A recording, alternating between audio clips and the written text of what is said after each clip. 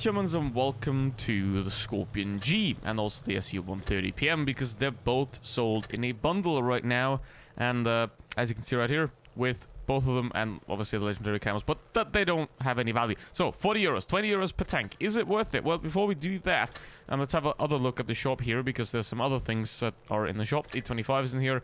If you want me to make a video about that, put it in the comments, because I'm not planning to do it. I mean, it's just the E25. And then we also have this thing here. I wouldn't get it, to be fair. Like the T26E5 is a good tank, but it was sold for cheaper before, so I wouldn't get it now. That's for sure. Anyway, now what we're going to talk about is the Skorpion G and the SU 130. Let's look at the stats, and what we can immediately see already is that the Skorpion G has the better gun by just a tiny little bit, and it also has a traversable turret, which obviously does help quite massively. The other two tanks that I want to compare this to is the Charioteer and the Canoniac Panzer, because the Canoniac Panzer are garbage. So basically, if they do well against the Canonan, then they're going to do fine. Now, the Charioteer has Hesh, so that's also something to compare it to, because that can bump it up to 3000 DPM with this one, and it also has a turret. So basically, what we can see here, this one has better DPM and slightly better penetration. Now, obviously, the aim time is a slightly bit less, but that doesn't really matter too much here.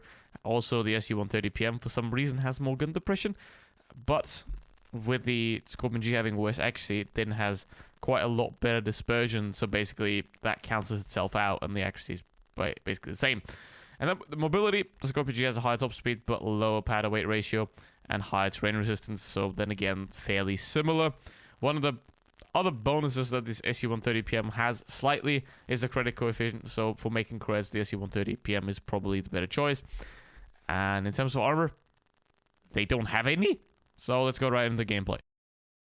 Obviously, one thing I have to say up front is that I am not a fan of tank destroyers whatsoever. However, these have turrets, so that's perfectly fine. I mean, this one, the SU 130 PM and the Charioteer, are the only tier 8 tank destroyers that I find somewhat acceptable. So that's a plus. And what is also a plus is the like button and the subscribe button. So like the subscribe button and subscribe the like button. Yes. Now, Dracula is doing Dracula things, it looks to be, which is obviously not good for him. But yeah, basically this is a medium tank. That's how I play it. That's how I made it #1 on NA. And that's how it works. Now, obviously, it is not ideal to play it that way because it doesn't have any armor.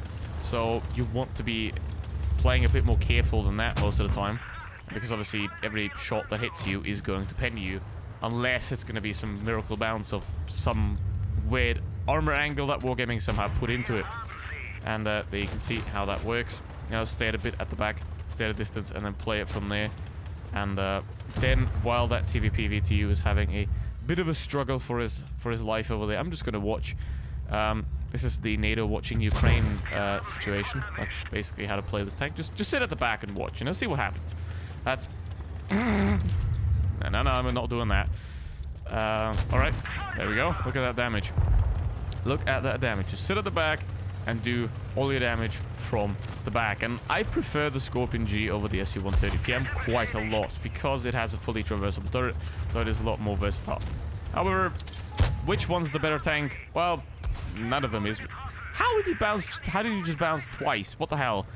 Now, that's weird. That is weird. But basically, both are the same, but they're different. While the SU 130 is better at camping, because it also has higher camo rating, this one is better at aggressive forward playstyle because it has a turret that fully traverses. And it's also a Panther hull, so there's that. So, I mean, it doesn't have any armor, but still. Look at that. 3k damage. It's a pretty average game, I'd say. Now let's see if we can get the ammo before the Lycan can. And, probably not, though. Nope. Can't do that. But that's a Skorpion G, you know? Play a bit further back, but it is able to be played a lot more aggressive than the SU 130 PM. That's for sure. And as you can see, that's a very good game right there. And that works out beautifully. Now, is the Skorpion G worth it? Absolutely. 20 euros? Probably. God damn it, Wargaming with your shit offers. I mean, actually, those gold boxes aren't too bad, but I mean, then again, you know, if you get just plastered with offers the entire time, that is relatively annoying, so get fucking rid of them. So now let's get into the SU 130. Now, you can see that the SU 130 is doing slightly bit better. And I'm disappointed severely. What the fuck? Well, anyway, the SU-130 is statistically performing better because, I mean, it's better at camping, and people tend to camp with these tanks and not play them aggressively. So that's just not good. Now, what I'm going to try to do is I'm going to try to somewhat save it here. I mean, they're obviously going to be up there because the enemy team is probably... Oh, they're actually as stupid as... Okay, that's good. Stupid and stupid cancel each other out, which is great. And now we can go up there and see if we can take out those guys and then also flank them from behind. Which is a bit weird, because I mean, this is the better campy tank, but I ended up going aggressive with this one and camping more in the Skorpion, but... What the fuck? Now, obviously, one thing you can't defend yourself against is shitty teams, and that's another thing I want to talk about with these things. You know, obviously, two games are not representative at all for these two tanks, by any means. There's the dispersion, by the way, so snapshotting on this thing don't work as well as in the Skorpion. What the fuck? But yeah. You need two things, map control and a good team, but we have neither. Basically. Wrong side, wrong team.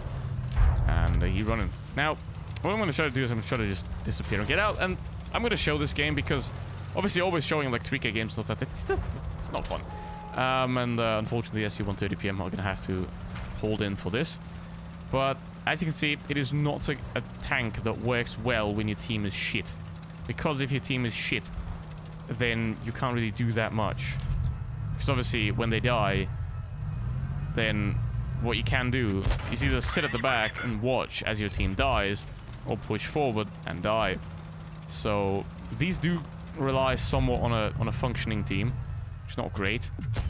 Yeah. Obviously, I have no intention to help people that don't know how to play the game. Yeah, Mr. IS-5, that's probably not the best of ideas you've ever had, because you're pushing a 130 PM. That's more DPM than you, more alpha damage than you. I mean, sure, you can try to get close, but he's not even trying to get close. I mean, now his reload's longer than mine, so I can kill him easily. And then what I'm going to do is I'm just going to sit up here and hope that I'll get up one or two more shots. Why are you backing off, man? You have to get close. You have to get close to me so that I can't shoot your hull. If you can shoot your hull, that's bad for you. You gotta push close, because then I can't shoot his hull and I have to aim for the cupolas and stuff like that. Which is not good for me, obviously. But yeah, now obviously 100 hit points, which is another problem. Obviously, you don't have any survivability whatsoever. Because, you know, your pepper tank and the IS-5 with 2 HE shots can very easily take it out. But as you can see, they have 2,700 damage despite a horrible team, so it does work. If you know what you're doing, if you are a good player, you can compensate for things like this. So, to sum up, basically, while the Dracula is doing good old Dracula things, I think if you are a good player that knows how to play tanks like that already, get them. Otherwise, I would not do it, because obviously you buy 2 of them. If you can't play one, you can't play the other. So you basically just wasted 2 tanks. So be sure that you know how to play them, and then get them. If you're not sure, then don't get them. It's that simple. So yeah, with that said, that's it for today.